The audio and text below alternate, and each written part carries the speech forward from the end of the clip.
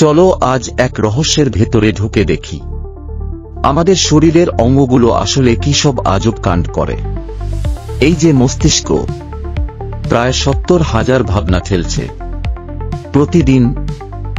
আর মজার কথা কি জানো, নিজেই ভাবে, নিজেই আবার নিজের ওপর সন্দেহ করে। এবার আসি হৃৎপিণ্ডের গল্পে।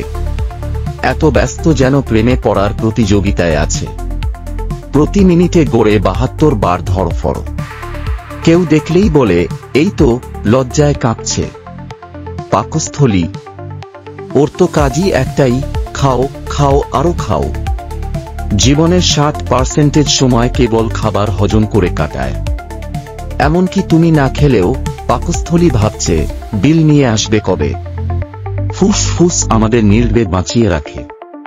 প্রতিদিন প্রায় 20,000 বার নিঃশ্বাস নেয়।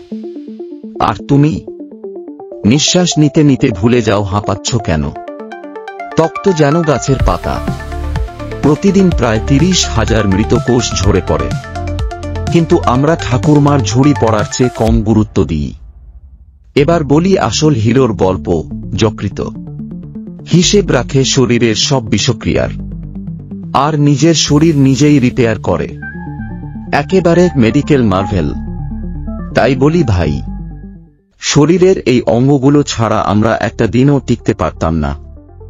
তাদের জন্য একটুখানি হাততালি হোক।